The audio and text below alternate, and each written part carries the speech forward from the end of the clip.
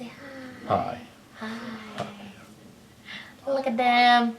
Hey guys, today I'm going to be doing a project pan update for you. Last time I said I would do this video, I was about a little over halfway done with finishing my Project 20 pan. For those of you who don't know, I have not an obscene amount of makeup, but I have a pretty decent amount, and it was kind of getting a little overwhelming, and I found myself kind of forgetting about a lot of my products and spending way too much money. So I decided that it would be beneficial for me to go on a Project 20 pan. I had a hard time with it, I'm not gonna lie to you. For those of you who don't know, hitting pan on a product is you see this blush and you use it to the point where you see the metal pan at the bottom because you've used it, you know, a pretty decent amount and it's on its way out. That's what it means to hit pan on something. And then as far as things that, you know, aren't necessarily in that kind of container, say maybe a nail polish, it's when you completely used it or used it to the point where it's unusable. So I have 20 products, but kind of 21 because one of them just flat out went bad. I don't know if that counts or not, so just in case it didn't, I went ahead and waited till I hit 21. First, I'm gonna start off with the One Lonely Nail Polish. It takes a really long time to get through nail polish, and I find that a lot of times my nail polishes will dry out before I get through the entire bottle. So this is definitely the case. This is the Revlon Color Stay Longwear Nail Enamel in Midnight. I loved this blue and I'm so bummed that it dried out, but I have had it for a while and I have used it a decent amount, so it's kind of gross, but when you open it, it's like really gross and disgusting. It was a fantastic nail polish. I love how wide the brush is. I definitely want to invest in more of their colors, and I definitely want to repurchase this one. Moving on to lip color, I have 3 products here. I have 2 of my holy grail lip balms, or my favorite lip balms here, and the first one is the Jack Black Lip Balm in Lemon. If you squeeze a tube, nothing comes out. I tried and I really like got down there, and I've been through so many tubes of these, I've completely lost count. It's a great lip balm. This is technically from a men's skincare line, so if you're a guy and you want really moisturized lips without like a tint or, you know, super glossy effect, it's really nice and it's really natural looking, and it's one of the best lip balms you can buy, especially for this price point. And then my next empty is, again, one of my absolute favorites, and it's the Elizabeth Arden 8-Hour Cream Lip Protectant Stick. And if it's actually twisted all the way up and it's like concave now, I've like dug into it and used it. Even after I decided, okay, I've hit pan on this, I even go back and continue to try and scrape some out if I'm in search of a good lip balm. I probably won't be repurchasing it anytime soon just because it is kind of expensive, and I am currently on, you know, another one, and I think that's my 3rd tube, so kind of have a problem with those lip balms, I guess. And then the next lip balm is more of a tinted lip balm. I've talked about this in my videos a lot as well, and it is the Kors Lip Butter in Mango, and it's like that orangey corally shade, and you can see that big fat pan at the bottom. This took forever. I use this religiously every single day. It took the longest time, and I know I was a little irritated at the price tag when I first bought it. $12 for a lip balm, and I mean, it's nice, but it's not like, you know, the most incredible lip balm ever, but you literally get it chocked full of product. Like, it starts right about there, but then it goes all the way to the bottom full of product. So you definitely get your money's worth, and it just refuses to die. It's taking forever to get through, so I really enjoy it. But again, I have a new one and I'm loving it way more, so I have to kind of force myself to go back and use it, but I do intend to completely finish this tube, so it's completely empty, not just hitting pan. Now I'm going to move on to face products, and I have 3 things that I use for foundation. 2 are actually foundations. One's a BB cream. It is my Misha Perfect Cover BB cream in the shade 23. This is a great BB cream. I think this is amazing. I think this completely trumps all the ones you can find in the drugstore, and it's just great. I love mixing this with my foundation and even just using it on its own. It has a really nice finish. It does apply a little gray at first, but then it kind of, you know, takes a moment to either oxidize or whatever, and it kind of matches your skin tone. And it's got SPF 42 in it, so it's great if you live anywhere where there is sun, which is everywhere. So definitely recommend this. And it's great. I didn't even have to set it with a powder most days. Usually I would just leave it as is and kind of just go about my day, and the coverage is pretty great for a BB cream too, especially for how much SPF's in it. Like, I was very impressed with the coverage, so really like this. I miss it a lot. I don't know if I'll buy it anytime soon, but I definitely will repurchase this at some point. I do have a backup, but it's way too light for me, so not sure what I'm gonna do about that. But regardless, I really, really recommend this BB cream. And then my next two are foundations, and they're ones that I liked to mix with my BB cream or sometimes with each other if I was feeling froggy. And one of them is the Revlon Color Stay for combination oily skin, and then the other one is Clinique Super Balanced Makeup. In combination oily, I have this in True Beige, which might be right about my color right now. It was a little dark for me, so I had to mix it with my BB cream to lighten it. And then my Super Balanced Makeup is in the shade Nude Beige. Really great foundations, just, I mean, I'm not really much of a foundation girl. I think I prefer a lighter formula, like a water-based foundations. I really like the Chanel Vita Lumiere Aqua.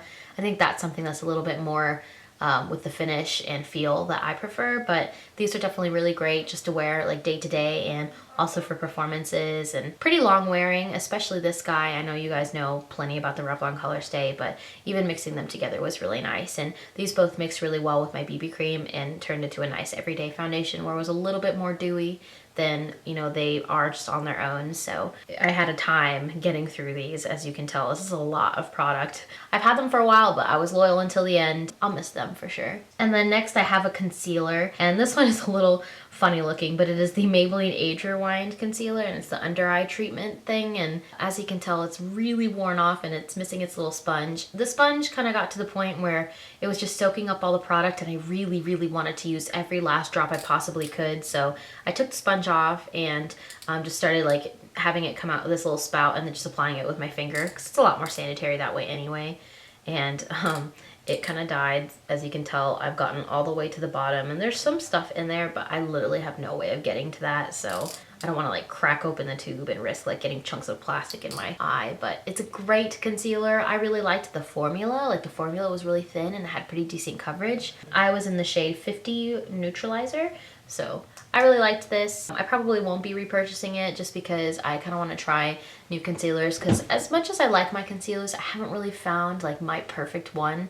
So I'm still kind of on the hunt for that. So if you guys have any concealer recommendations, I would definitely appreciate them. And then my last technical face foundation type product is a powder foundation, and this is from NYX, and it is a Stay Matte But Not Flat powder foundation. And I am in the shade Golden Beige. Great foundation. Since I'm not quite through with it and I've only hit pan, I'm definitely going to continue to use this. My skin's not super oily these days.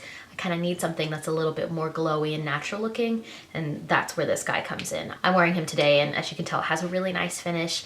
Not super shimmery or anything, but it does kind of give like a nice glow, which I feel like gives a more youthful appearance, and I like the way it goes over my new foundation too. Actually lied, I have one more face powder, and this one is one that I've had for a while, and I got this from my mom for Christmas, and this is a bit of a luxury item. I wish I could afford to splurge on this kind of powder all the time, but way too expensive. But it is the Dior Forever Skin Compact, and this is in the shade 30.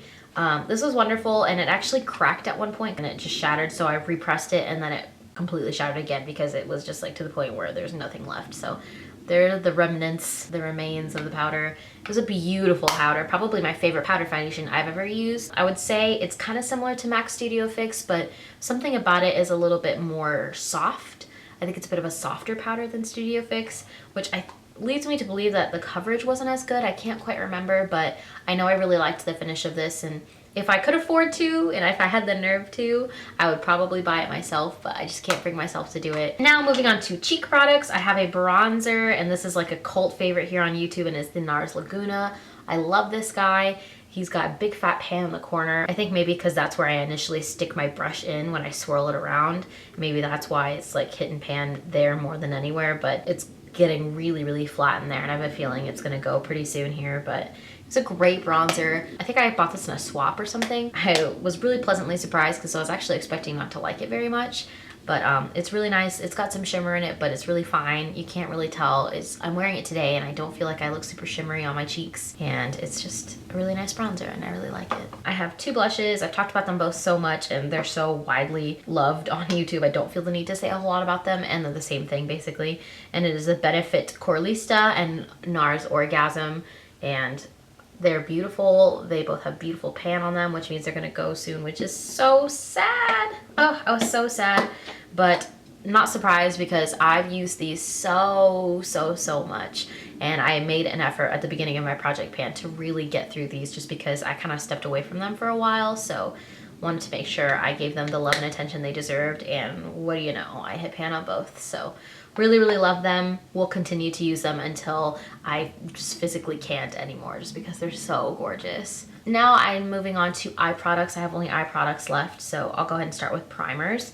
And the first one is the NYX HD Shadow Base. I don't know if you guys remember my old school videos, but I freaking love this eyeshadow base, but it's so worn off and dirty and disgusting.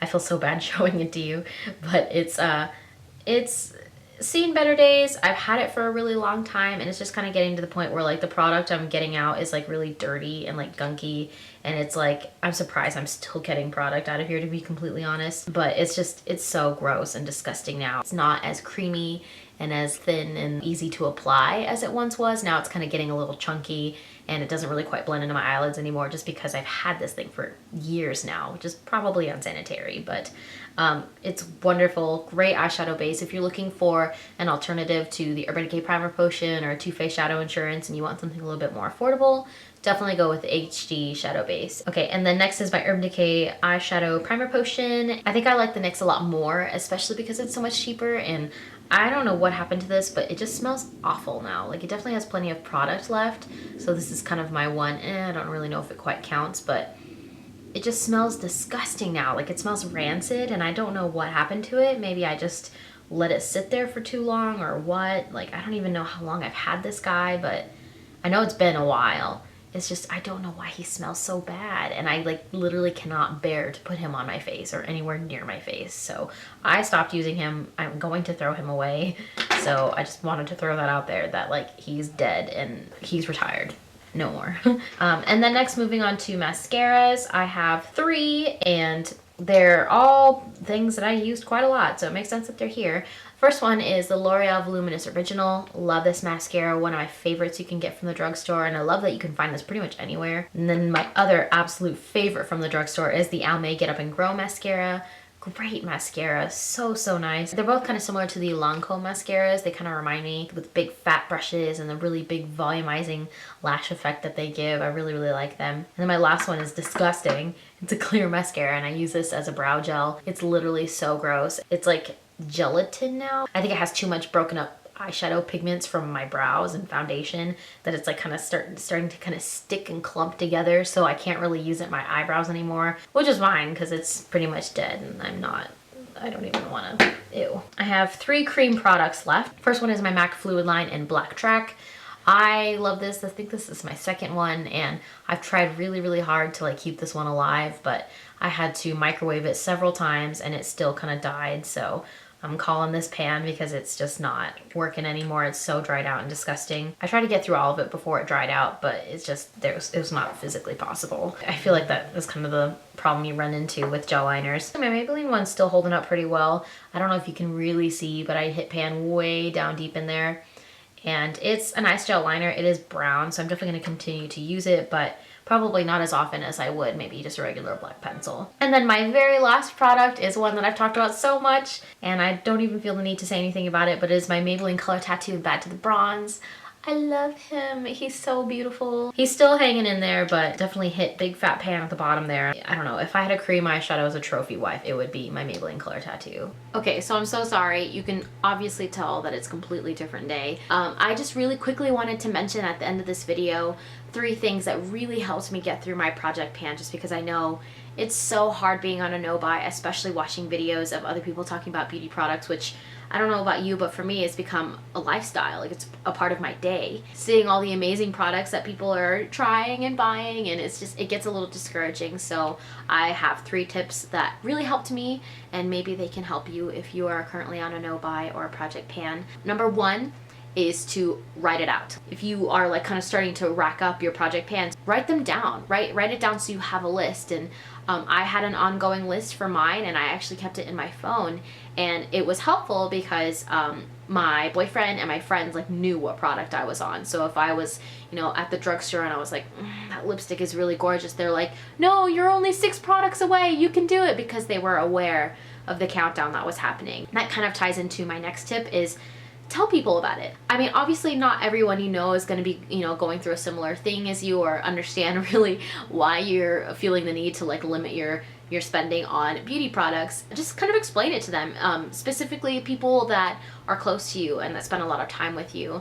For me, I told, you know, some of my Pitchfork friends, and I told my boyfriend and my roommates. So the people that I saw pretty much every day knew that I wasn't buying makeup, and then it was something that was something I struggled with. Them knowing not only held me accountable, but it also had, you know, people there motivating me and like supporting me. It was just nice having people there to reassure me that I was doing the right thing and to make sure that I stuck to it. Definitely have your friends or people that you trust keep you accountable, because that will really, really help. My last tip is to reward yourself. I don't know what this means for you. When I didn't buy makeup, instead I would go to Target and go to the clearance rack and buy myself a new shirt or a new dress.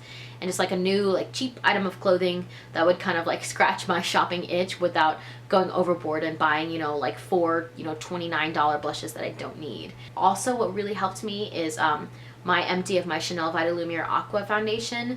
I really wanted to buy another one as soon as it was over. So what I did was I have like these little cubes on my wall where my desk used to be, and I would keep the Chanel foundation right there, and it was just like a constant reminder. So even if I was, you know, doing my makeup and watching a video and seeing someone talk about something, being like, oh, I really want to buy that, I would see that foundation kind of looming over me and telling me, you don't need it, you don't need it, just wait, just hold out for me. And like it was just like an incentive and something for me to look forward to. So like anytime I wanted anything, it's just like, oh, like I want to buy that Chanel foundation. And if that doesn't really work for you, or if that kind of defeats the purpose for you, reward yourself in other ways. Like buy yourself, you know, a nice dress, buy yourself, you know, a really nice lunch, like treat yourself to, you know, a frozen treat or something that you just really enjoy, and just give yourself incentives. Like don't just constantly beat yourself up about spending money, because obviously, you know, you want to be smart about your money, but also you want to like, you know, live the life that you are given. You want to spend your money that you work for, and I think